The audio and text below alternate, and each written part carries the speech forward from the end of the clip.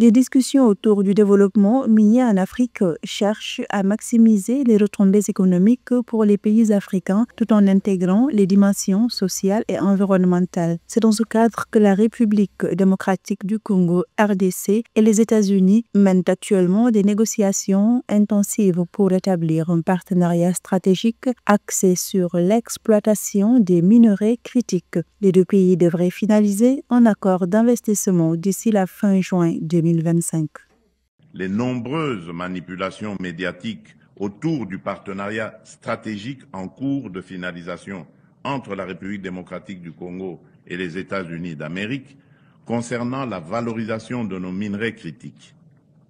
Certains discours, parfois relayés sans vérification par une partie de la presse, évoquent à tort un prétendu bradage de nos ressources naturelles.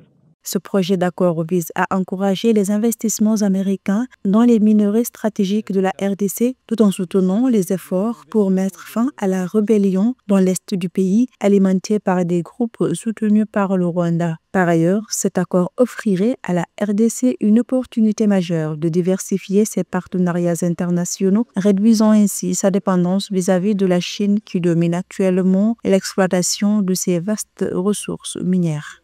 Nous avons abordé plusieurs sujets, notamment le développement des relations commerciales entre les États-Unis et la RDC. Vous avez entendu parler d'un accord sur les minéraux.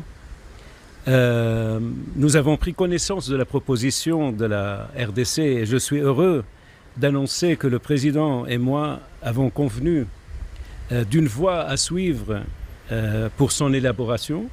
Les autorités congolaises dénoncent le pillage systématique de leurs ressources minières comme un facteur clé des conflits qui opposent le gouvernement aux rebelles du M23 dans l'est de la RDC. Selon un rapport de l'ONU datant de juin 2024, le groupe armé M23 aurait exporté environ 150 tonnes de cobalt vers le Rwanda, générant près de 300 000 $ par mois grâce au contrôle d'un site minier stratégique dans l'est du pays. Cet accord avec les États-Unis permettrait de diversifier nos partenariats, réduisant ainsi la dépendance du pays envers la Chine pour l'exploitation de ses immenses ressources minérales.